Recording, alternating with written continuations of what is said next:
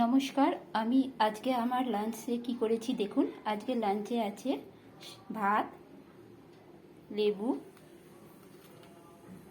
একটু উচ্ছে ভাজা,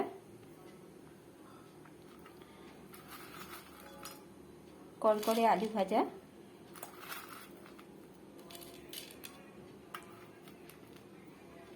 বেগুন ভাজা, আর আছে একটু ঢেঁড়স দিয়ে আলু দিয়ে একটু একটা তরকারি। এটা ঢেঁড়স আলু টমেটো দিয়ে করা। আর তার সাথে আছে পটল আলু দিয়ে পাতলা মাছের ঝোল। আর তার সাথে আছে একটু দেখুন দই।